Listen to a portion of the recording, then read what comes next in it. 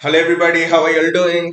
Welcome back to Man City Unplugged, your very own Man City fan channel. This title race does not cease to surprise us. The surprise just come around time and again. When we thought Arsenal, Liverpool, Arsenal letting a two-goal lead slip, we thought, well, that might not happen yet again.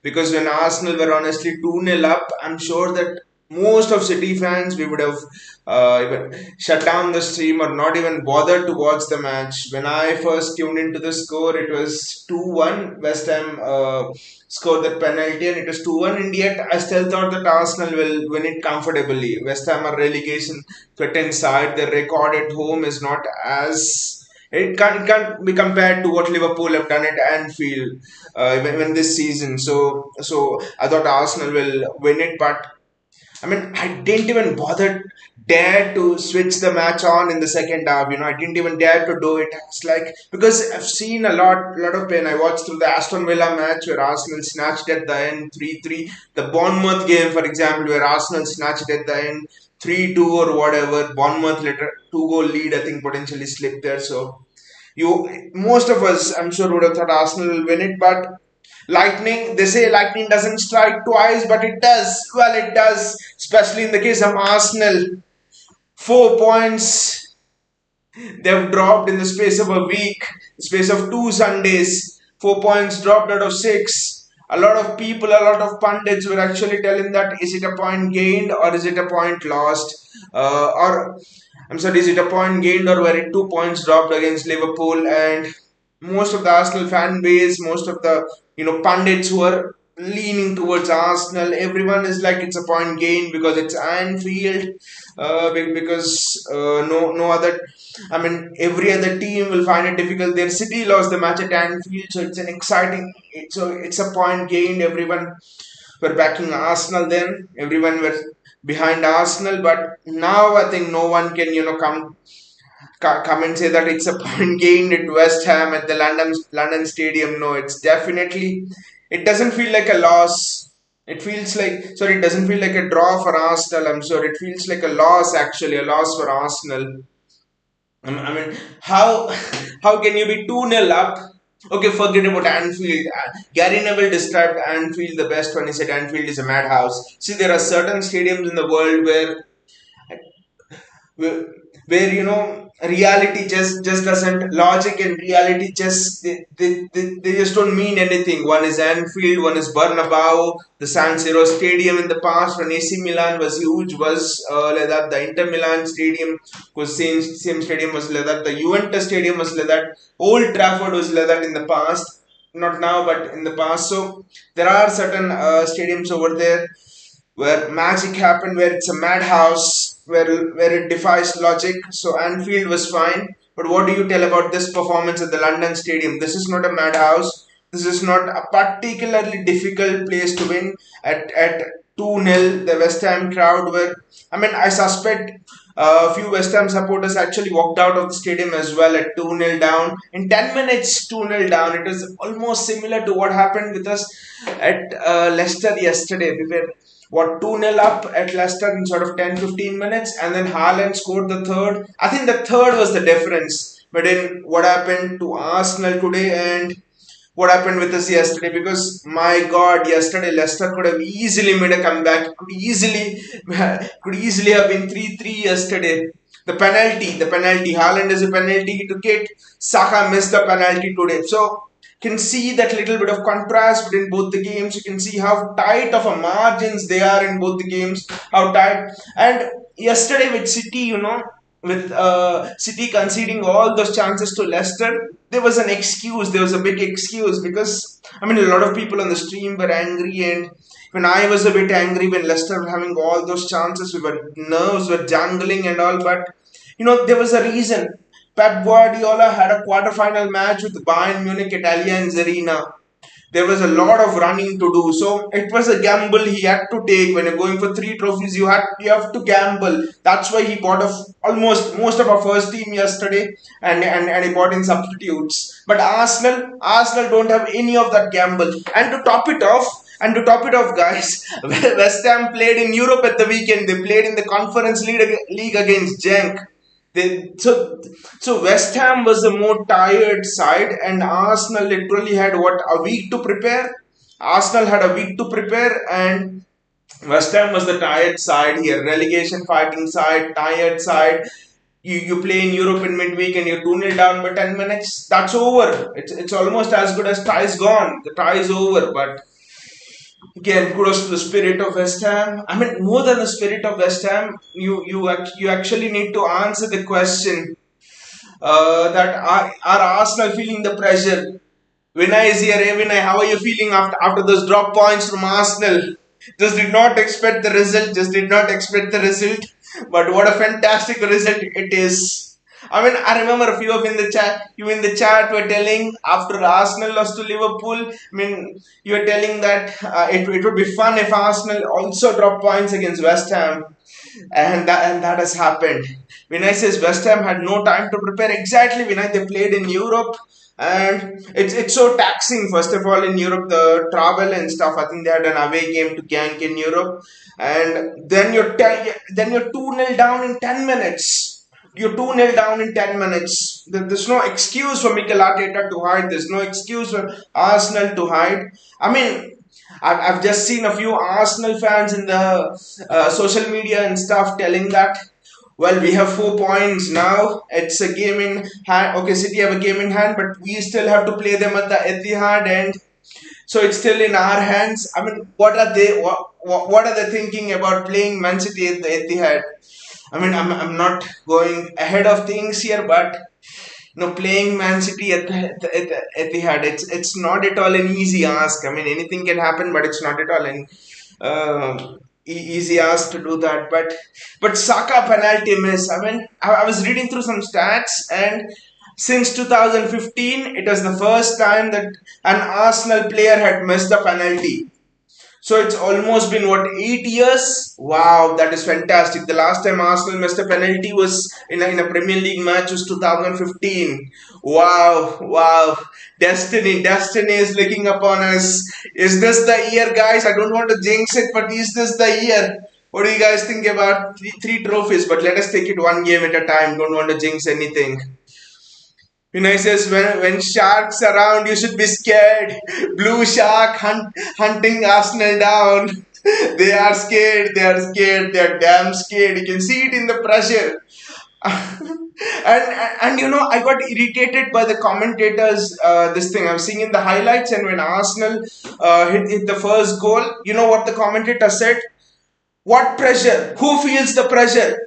What does pressure even look like? This is Arsenal. He literally said that. He literally said, what pressure? And I was like, who the hell is this commentator? Why is he so biased about Arsenal? I mean, who commentates like that? He literally said, what pressure? I was like, thank God it ended in a draw and everything rebounded onto that commentator. Vinay says, Saka did Salah. You you get some and you have to return the favor. Salah did Arsenal a favor. I mean, he didn't do them a favor. The match was draw, but Saka just returned it. There was a little bit of a discussion there when they were taking the penalty. Arsenal, Gabriel Jesus and Saka. The discussion was with who will take the penalty, and then Odegaard came and gave it to Saka. And after that, some of the Arsenal fans were telling on social media that Gabriel Jesus should have taken the penalty, would have done it better. And I was just giggling, I was just laughing with myself, as if Gabriel Jesus is the best penalty taker in the world. How many penalties did Gabby miss for us? How many did he miss? So many. I'm not even. I can't even keep count. The Arsenal fans are talking as if Gabriel Jesus is a much better penalty taker than Saka or something like that. Vinay says game by game, exactly. Vinay, game by game, match by match, minute by minute. My God, that Leicester scare was too much. In an alternative world, it's just scary to think about it. But in an alternative world, 3-3 to Leicester and Saka scores the. My God, I don't even want to think about it. Game by game, minute by minute, the gamble which Pep took yesterday just paid off. But anyway, we had Agent Iheanacho yesterday at Leicester. Remember what he did, Vincent Kompany, that game 18-19 when Kompany scored, and Iheanacho back again yesterday. Hit the post. You need more concentration, by the way, to hit the post than to hit the goal. Especially the vertical post. Fantastic from Agent Iheanacho. Vinay says one Arsenal fan said Etihad is easier than Anfield. Probably Vinay, that Arsenal fan has not seen what we did to Bayern Munich. What we did to bloody Bayern Munich there. Bayern Munich didn't have a sniff. And it's easier to play at the Etihad than Anfield. And how is it to play at the Emirates? Arsenal fans should remember that we went to Emirates and we defeated them, and we defeated them at the Emirates in a situation when we weren't sure of the formation. We had Bernardo Silva playing at left back. We did not know the formation yet. We did not know. Kevin De Bruyne was terribly out of form at the Emirates. Haaland wasn't.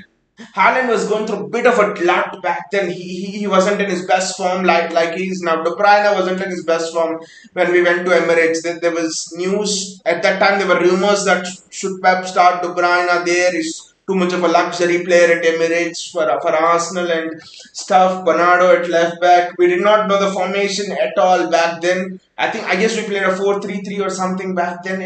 We were in chaos back then. But right now, the situation is completely different. We are an engine that doesn't require any more oil. The City engine is purring. It's purring such that we are in the top gear. We are in such a gear that it's just superb the kind of form we are in.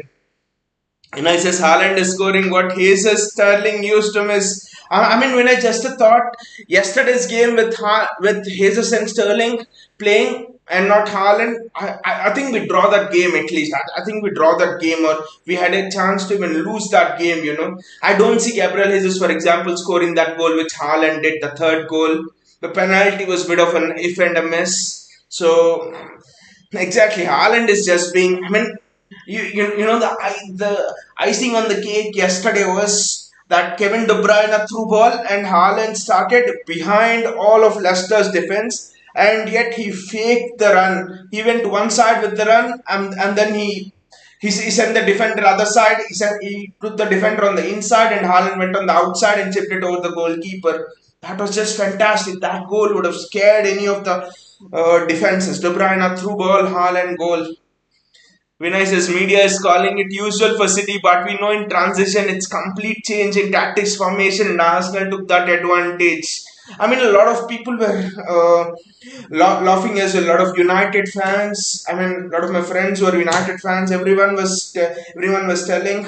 Everyone was laughing when we lost to United, for example, 2-1, when we in that terrible offside decision, when we are dropping points to Everton, dropping points to Nottingham Forest. But we were in transition this season. I was telling them we are in transition. Bloody, we did not even have the formation figured out till March, till the mid of March, right? Till the starting of March, at least we didn't have the formation figured out till that Leipzig thumping, at least till that Forest game which we drew. Ironically, didn't have the formation figured out, didn't know how we could get Haaland into the game. Rodri played complete season last season. This season he went to the World Cup, did not know what we will do with Rodri. Does he have the legs to last the entire season? Haaland was injured a bit after that World Cup. We were in a complete mess. We were in a complete chaos. And at that time, just going back to that time, it could have been so much easier for Pep Guardiola to just let his guard down and, just like Liverpool, just have a season off, and it could have been, and there would not have been much of a noise, because what, 2 Premier League titles in a row in the last 2 years, 4 Premier League titles in the last 5 years. So I mean, no one would have questioned it. Pep could have taken the season off and just secured top 4 and just rolled on with his formations, adjust into Haaland. But no, kudos to Pep that from August to March we managed to stay in the title race. And what if Arsenal go this way, they will hit at least the 90-point barrier, and still we are pretty much in this title race. Just kudos to Pep. And for all the people who say that Pep Guardiola is a checkbook manager, Pep Guardiola, well, tell that to Lampard, tell that to Graham Potter, what an open checkbook can do for you. Winning titles is beyond open checkbooks. Winning titles is about the mentality, it's about the resilience, it's about staying in the race and believing. I mean, if you ask me one word to sum up City's title charge, I would say belief.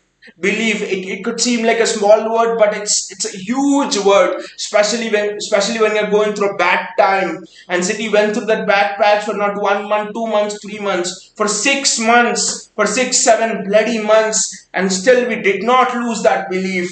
That's just kudos to the not just the team, the fans of the team, everyone, right from the upper management to the fans. It's fantastic, everyone, I would say. When I says Pep is taking risks, he's not playing beautiful football overall. There's a decline of 2 to 3% reduction of position. I mean that could be summed up with Bayern Munich performance. What we were 10%, I think we had 44% position, and Bayern had 54% position.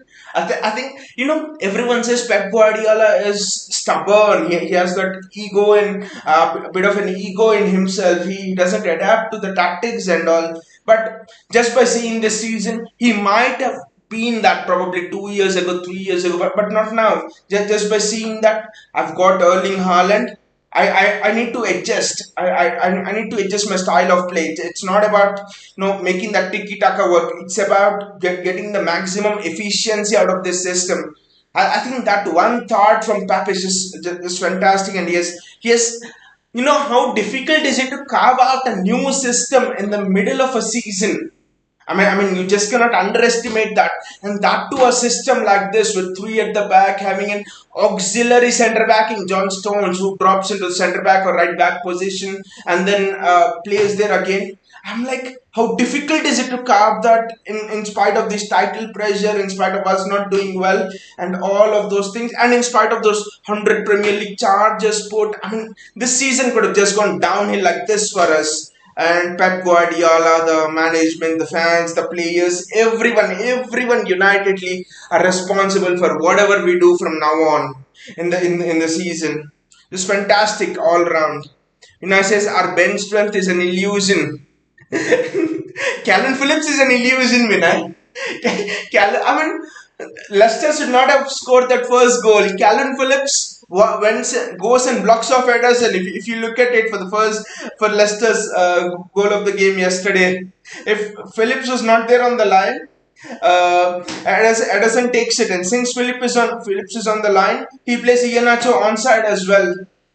I mean, you could just say that Callan Phillips is just useless, sell him. But what happened to Jack Grealish? I think we just need to remember it. And what a player we have got in Jack Grealish now. I think we need to give Callan Phillips time. I still think that Callan Phillips can hold an entire midfield on his own. Callan Phillips can put in those diagonals. I actually think the Callan Phillips signing makes more sense than ever right now, because I mean, who is the one there in the team who can play the John Stones role?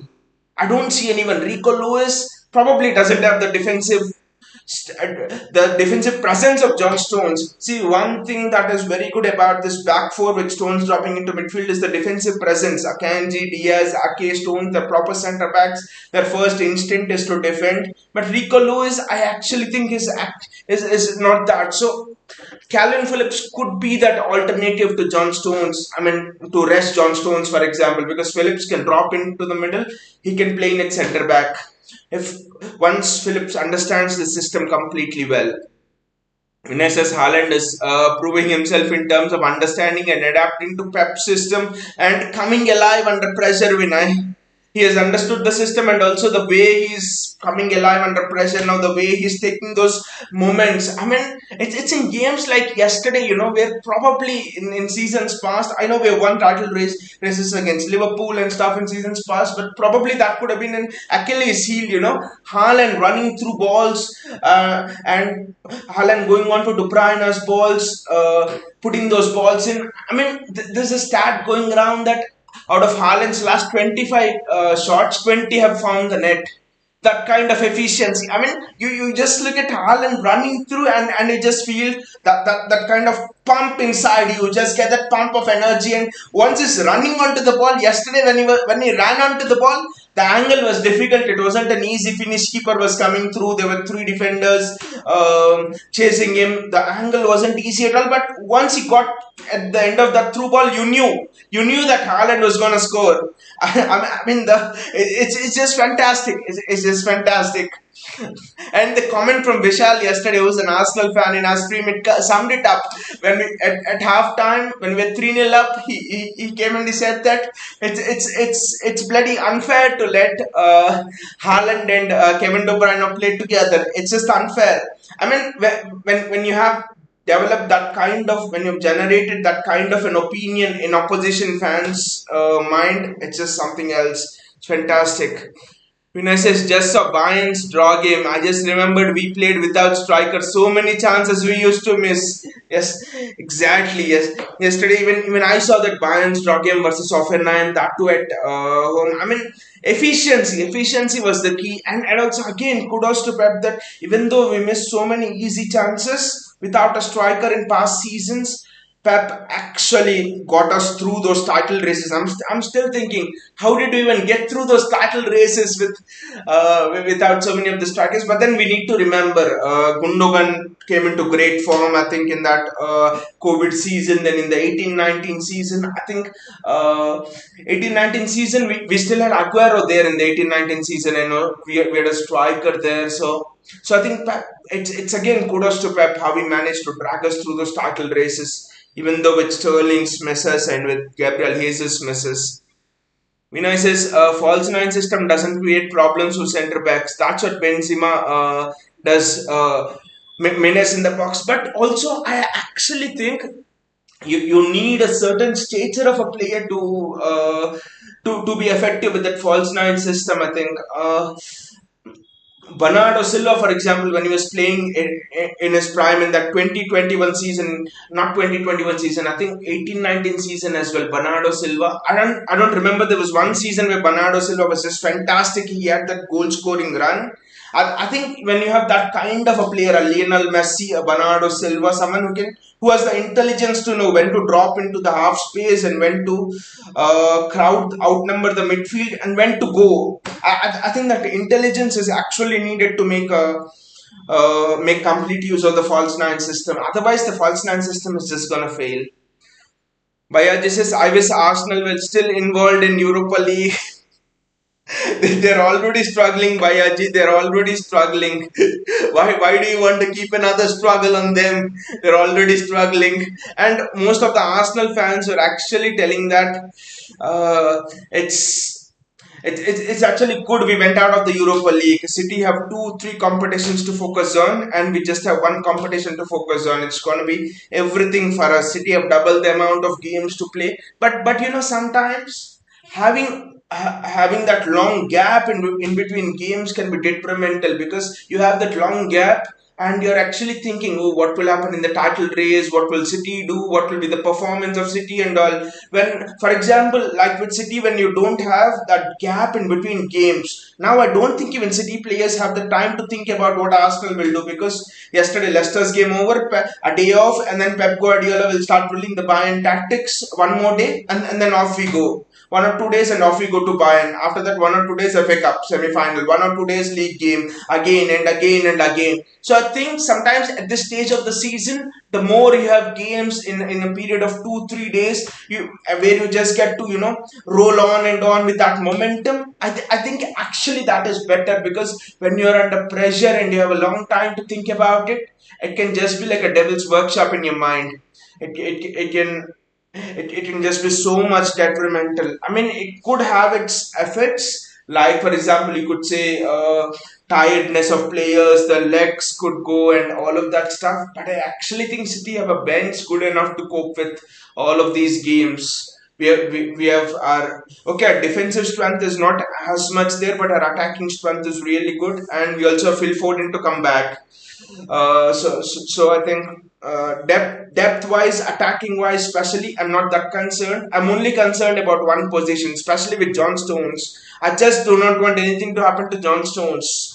That's it. Not jinxing it, but we just need to wrap John Stones down in cotton wool. Actually, Vinay says, I prefer weekend midweek games, get rid of rust and concentration. And also, Vinay, how many times have we seen that City have 1 week gap, and then what we do? We go to some City relegation based team, and we are lethargic and we drop points. It's almost like giving City 1 week break. It's almost like asking someone to come to school after 3 months summer break. He's like, who will go to school? Let me sleep for a little bit more time. Who'll wake up in the morning? That's how it's about City. We just momentum. We just need to we just need that constant football, I think. And also giving too much time to Pep is also not good. If you give Pep 1 week time, for example, I'm sure that he'll plan the hell out of the Premier League game and he'll use some unusual tactics. So it's not good for anyone. It's not good for anyone having too much time, especially when coming to City, especially having so much time in the break. Vinay says Foden could be back on bench versus Arsenal. But where do you play Foden, Vinay? Where do you play Foden? I know you will play him on the right wing, but is it? I mean that's going to be a big decision because do you play Bernardo Silva on the right wing? Do you play Mahrez on the right wing? Do you play Foden on the right wing? I probably think I probably think Mahrez is a little bit out of question because it's Arsenal and you have to do a lot of tracking back. So I probably think it's Bernardo. But in general, I'm asking if considering both Foden and Bernardo are fit and ready for selection from the start of the game, whom would you play on the right wing? Would it be Foden or would it be Bernardo? That for me is a very interesting, fascinating question, and I honestly do not have the answer for it. And I just keep that mind busy, keep Pep's mind busy. More than anything else, keep Pep's mind busy. And wrap John Stones up in the wool. When I says Bernardo may play to counter pace, I actually think in big games, and also I think historically, not now, historically, right from 2018-19 season, that was the first time I actually saw Pep really make a statement with what he wants from Bernardo. Played Bernardo in that box to box role alongside Fernandinho back then, and Bernardo ran that farthest on the pitch that day. I think he ran 13.2 kilometers or something, 18-19 against Liverpool at the Etihad, January the 2nd. I think right from that moment on, every big match which City had to win, Bernardo always played there. Bernardo always played in that match in some position or the other. So I actually think, like you said, Vinay Bernardo will start. Bernardo is primed to start against Arsenal. And also a lot of Arsenal fans praising Thomas Partey. Some of the Arsenal fans were telling that Thomas Partey could be the best DM in the world right now. I mean, that's just absolute nonsense. And seeing what Partey did today, Partey was just plainly responsible for that first West Ham penalty. Partey gives the ball away. Gabriel has to make a challenge. And also another thing with Arsenal is without William Saliba, Arsenal just seem to fall apart. Could that be too much over reliance on a player? Because I honestly don't think Gabriel and Rob Holding are of elite level, of world class level. I mean, can they defend 1v1s? I'm not sure that Gabriel and Rob Holding could defend that. I think they are missing William Saliba so much. Vinay says, to be honest, thought Pep overthink putting Silva in place of Mahrez versus Bayern. I mean, I thought that against Leipzig actually, Vinay first, because Leipzig second leg when it was 1-1, it was a tense game, honestly, and Pep started Bernardo Silva there at the right wing position. Everyone was like, why wouldn't you start Mahrez? But there was something key which Pep said in that match after the press conference. He said, I'm sorry guys. I'm really sorry. I love all the fans. I love all of you guys on Twitter and all, but we know more we know more things about tactics and what is going on than people posting on Twitter. So I put Bernardo there because I wanted to cut off that channel between Josko Guardiol and whoever was on that left hand side for Leipzig there. And Pep said something much more interesting that day. He said that Bernardo is the only player in the world who could potentially press three people at once.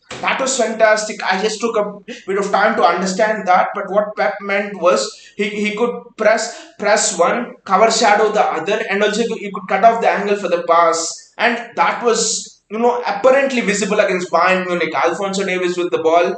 He was cutting off the pass to Leroy Sané, and also he was offering a cover shadow to one of the other Bayern centre backs. I just thought no one can have this intelligence. How do you even do it? It's not possible. It's impossible to press in a three-dimensional way, and that's why Alfonso Davis was quiet. That's why Coman and Sane were switching wings time and again in that match. Whatever happens in this transfer window, guys, just like Vinay said, whatever happens in this transfer window, we cannot let Bernardo Silva leave.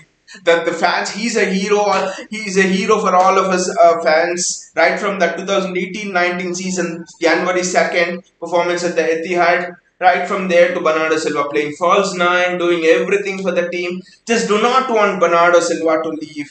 Do not want Bernardo Silva to leave at all. Just, I mean, the only thing they say that probably he wants the sunny weather. His family is not adjusted to the Manchester rain, and I'll just keep him. Just let him sign that contract. Why does Bernardo wants to go to Barcelona, especially right now when Erling Haaland is with us, when Kevin De Bruyne is there with us? Bernardo has a chance to participate in at elite level with City. Why does he wants to go to Barcelona, who play in Europa League week in and week out? Why does he wants to go to Barcelona, who are potentially involved in a refereeing scandal and all of that stuff? So just don't know what Barcelona will get, what Bernardo will get with Barcelona. It's the weather, I think. That's the only thing.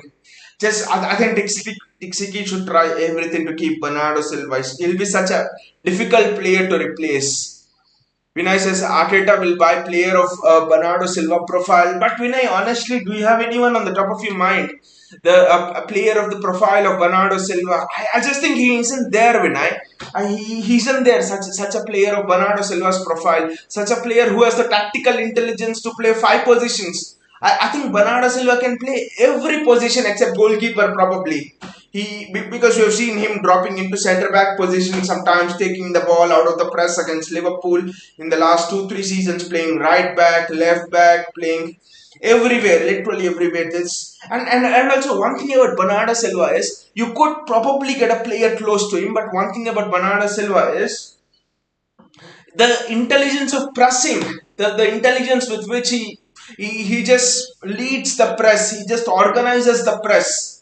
You can get players with engine, you can get players who can, run relentlessly, you can get players probably playing multiple positions, but it's difficult to get players, having that intelligence to go into multiple positions and still lead the press from there. Bernardo Silva yesterday led the press from the midfield against Bayern. He led the press playing in the right wing position against Arsenal. He led the press playing in the left back position. Which other player? I mean, it's one thing to play in multiple positions, but it's another thing to have the intelligence to perform defensive work, intelligence to lead the press from all of those different positions. That footballing intelligence will be very difficult to get. I'm thinking you cannot just coach it. You cannot coach it. That kind of an intelligence, you can tell them players technical things, but you just cannot coach it. So I actually think it's difficult. We need and Bernardo is 28. I think right now 27, 28. We can have at least 4 more years of him, and 28 players, midfield players, generally they come into their prime 25, 26 to 30 almost. So Bernardo is already in the midst of his prime. He has 3-4 more years to go, I think. Vinay says, why Chelsea let go of Jorginho? He's someone who will slow down the game. Chelsea is a mess, Vinay. Chelsea is a mess. You look at the players who they have in midfield. Enzo Fernandez, they have Dennis Zakaria, N'Golo Kante will leave, but then they have Mason Mount, they have Conor Gallagher, 4 players. There's another player. I'm just not able to remember in the back of my mind. So at least you could say there are 4 or 5. Ruben Loftus-Cheek is there. So there are at least 4 to 5 players in Chelsea's midfield. So Chelsea is just a mess. Chelsea is just a mess. And I don't think Jorginho starts ahead of Enzo Fernandez. I I actually think it was either Enzo Fernandez or it was either Jorginho, and with them spending so much money on Enzo Fernandez, I don't think now they needed Jorginho actually. And I also was surprised why Arteta went for Jorginho. I know he didn't get Casido, but and I know it was the desperation of the title race there, but probably I would have gone for a much more energetic midfielder than a Jorginho. Jorginho slows the game down, but I don't think Jorginho can hold a midfielder on his own like a Thomas Partey does, like an Enzo Fernandez does, like a Calvin Phillips, and even a Rodri does. So I think Arteta bought Jorginho just for the title winning experience that he has won Champions League and he has won titles in Italy. So that he has won Euro with Italy as well. So just for the experience, I think Jorginho is not the kind of player who probably suits Mikel Arteta. I think maybe Jorginho could play in the Shaka position, but I don't know. Does he have the energy of a Shaka? I don't know. Vinay says they're clueless. I mean, it's okay, Vinay, if they're clueless, but the problem with Chelsea is they are clueless that they're clueless. They don't even know that they're clueless.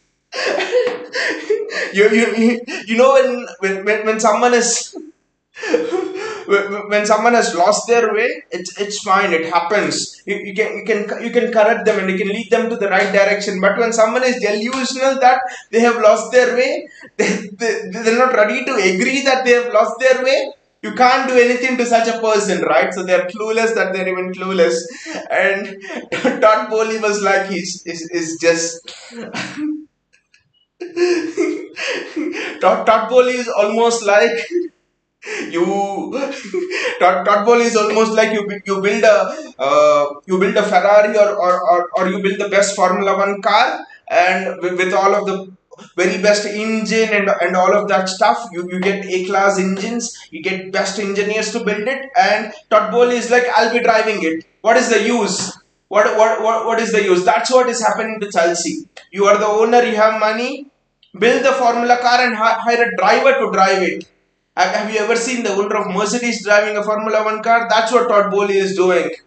I don't know how he has made his money and manage such a huge business if he doesn't have this much sense that the first principle of business is delegate. Hey, hire people who have the experience to do tasks. Don't do everything yourself. I just don't know what is happening with Todd Bowley. Todd Bowley almost seems to be like that. Uh, Spoiled rich kid who is clueless. He has all the money, but just doesn't know what to do with it. Paul is just clueless. But what a week it has turned out to for us, right? I still remember at the start of the week, last Saturday, was it last Saturday where we played Southampton 4-0, 4-1 actually, and we were still a bit nervous. We didn't know where the title race was going. And then Arsenal, Anfield, I still remember Anfield 87th minute when Firmino struck that goal.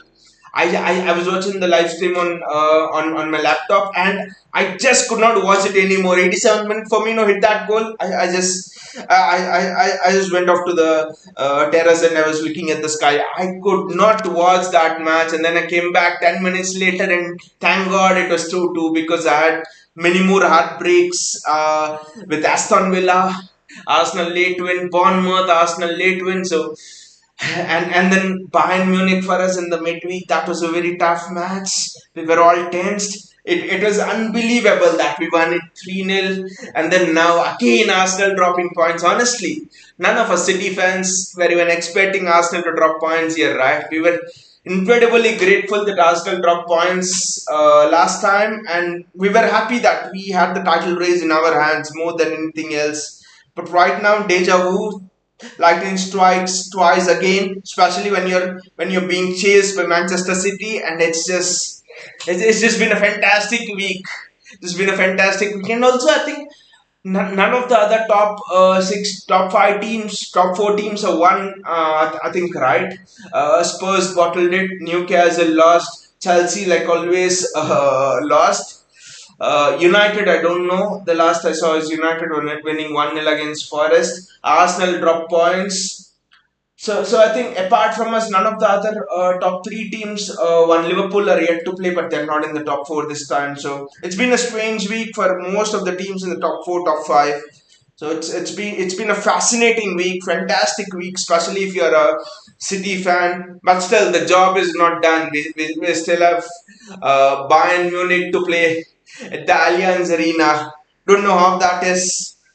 I'm happy, still a bit tense, still nervous, which is not as much nervous, but still nervous, which is the usual nervous that you have before every City game.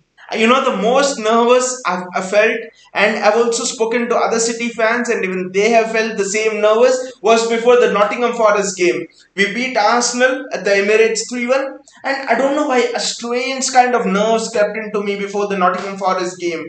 I was talking to a few of my friends who are City fans, and they were also like, today against Forest, we felt something bad will happen. And in the chat as well, you lot were telling you all felt a lot more nervous before that Forest game. Until then, till now, it's just the usual nerves, not those nerves at all. And it's just been a fantastic week.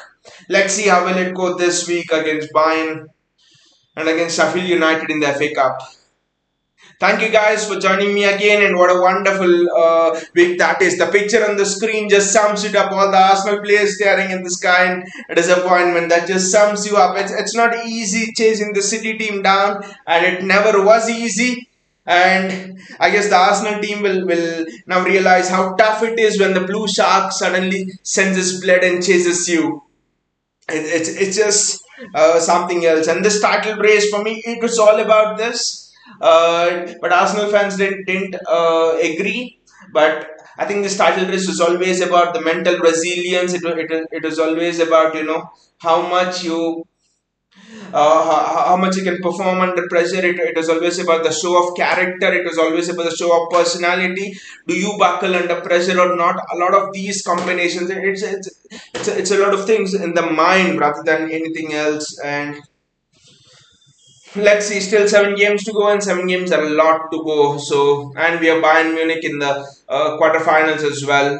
Bayern Munich second leg to go at the Allianz Arena. So let's see how that goes. And see you all guys, and take care and enjoy this fantastic week. A second Sunday consecutively for us to celebrate another twist in the title race. See you all guys.